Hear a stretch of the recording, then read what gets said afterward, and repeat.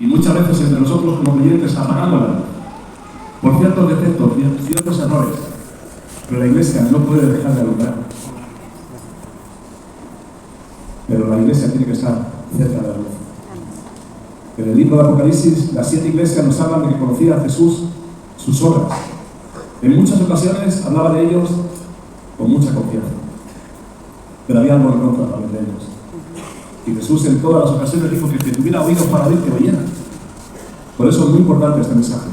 Cada mensaje que vamos a oír en estos días, cada mensaje que Dios tiene preparado, que bueno que Dios va encaminándonos para conocerle más, para acercarnos más a Él, nos va a ayudar mucho más a comprender los propósitos de Dios para nuestras vidas.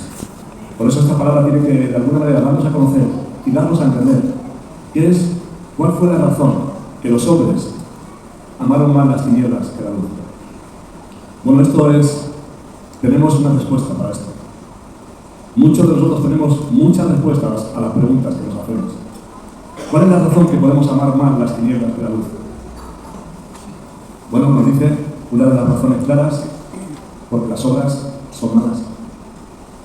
Pero en muchas ocasiones, si dijéramos qué sorprende nuestra obra mala, es que hemos sido sorprendidos en algo. Pero mientras tanto que no somos sorprendidos en algo, ¿cómo es que vivimos en tinieblas sin ser aceptados en la Iglesia? Sin ser afectados en un mundo donde trata o donde nos escondemos con mucha facilidad.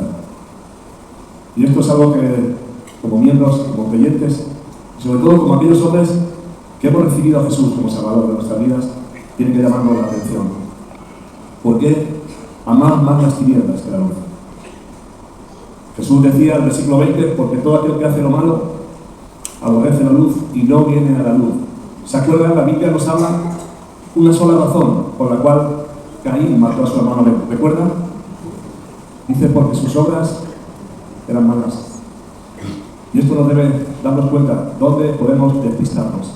En muchas ocasiones podemos ir tratando de cambiar, de interpretar la Biblia conforme a lo que yo quiera o a lo que yo incluso llega a pensar que creo, pero si no es la palabra de Dios la que nos instruye, la que nos guía a toda la verdad, estamos caminando mal. Y esto es una palabra que nos tiene que ayudar a comprender cuáles son nuestras obras, en dónde nos encontramos, porque a veces no nos acercamos a la luz. Nos da temor, tenemos miedo a ser vistos, reconocidos, tenemos temores de que realmente se sepa que no somos quienes decimos ser. Este es el amor que está muy oculto, pero que Dios lo manifestará. Y esta es la gran esperanza que tenemos como creyentes.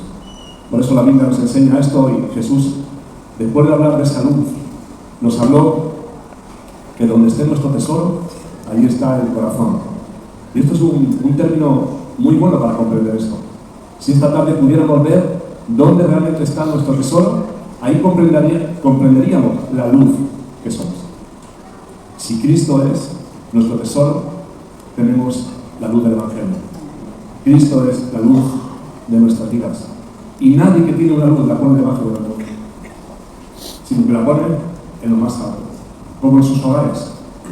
¿Cristo está en el lugar más alto? ¿O lo tenemos ahí entremetido en un ambiente religioso?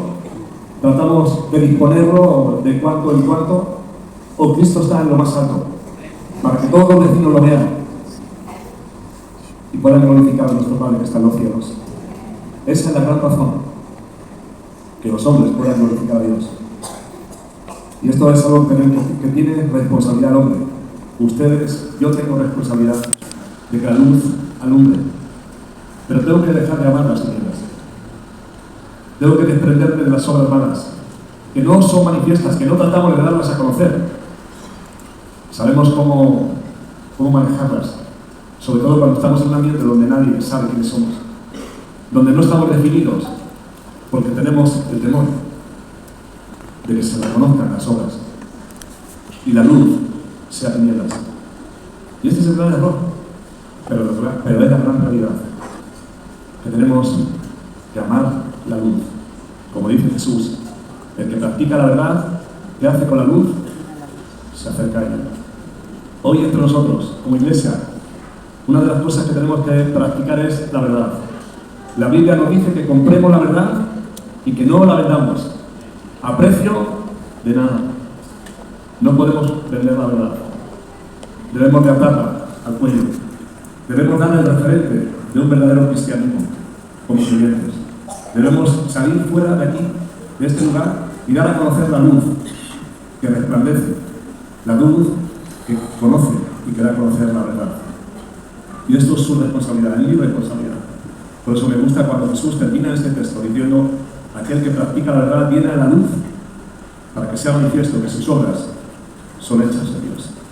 Y si algo podemos ver, esta iglesia como obra fue hecha de Dios. Y fue por Él y para Él todas las cosas. Y eso fue lo que ha bendecido tanto esta obra, porque era para Él. No era para ningún hombre, era para Él. Por eso el autor de los Hebreos dice: puestos los ojos en Jesús, autor y consumador de la fe. Y esta es la mayor bendición que podemos llevar a nuestro hogar hoy, saliendo de aquí. Llevar el Evangelio, las buenas nuevas.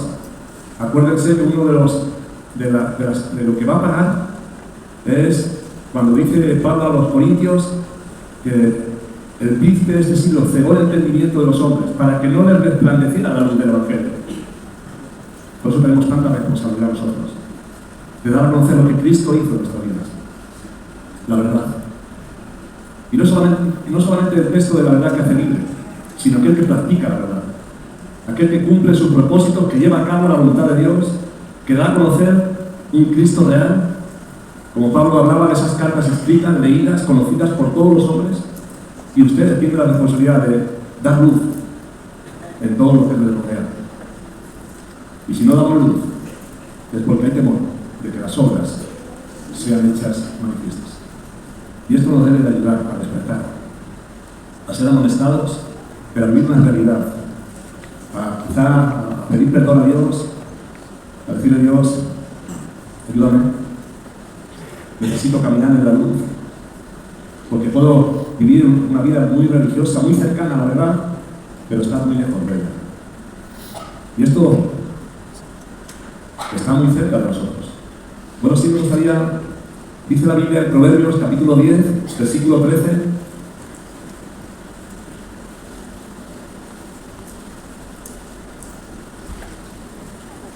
que en los labios del prudente se halla la sabiduría. Es muy importante este texto. Efesios capítulo 5, versículo 15 dice que miremos cómo andamos. Dice: no como necios, sino como sabios. Mirad pues con diligencia cómo andéis, no como necios, sino como sabios. Fijaros la gran responsabilidad y lo que a veces las consecuencias que ven otros en consecuencia a no alumbrar. Esta falta de responsabilidad, tratamos de ocultar lo que realmente decimos o decimos ser. Por eso Pablo dice que miremos con diligencia cómo andamos, no como hombres necios, sino como hombres sabios. Esto es muy importante. Hay una historia muy bonita de la Biblia que nos habla de Saúl, recuerdan muchos. Y aquí el problema de Saúl, ¿se acuerdan también cuál fue? Que tenía mucho hambre también. Y vendió lo que no debería haber hecho. Vendió su primogenitura. Pero el problema fue después, cuando procuró recuperar, aun con lágrimas, las cosas ya no fueron igual. Y las cosas ya no vuelven al mismo lugar. Por eso es muy importante nosotros tratar de comprender qué es lo que un día puede hacer que cambiemos de lugar, de opinión, en qué estado nos podemos encontrar para que esto pueda cambiar, para que decidamos vender lo que nos pertenece como hijos de Dios. Como hijos de Dios tenemos una herencia, una corona incorruptible, inaccesible, incontaminable, en un lugar seguro. Por eso Jesús dijo que nos hiciéramos tesoros en el cielo, donde la polilla no corrompe, el orín no estropea, porque donde esté el tesoro, ahí está el corazón. Por eso es muy importante, que es dónde podríamos nosotros vernos a decir: bueno, llega el tiempo. Ahí está Saúl decidiendo, tomando una mala decisión. Si lo pudiéramos un poco ponernos en ejemplo de él, podríamos pensar cuántas veces hemos vendido la primogenitura.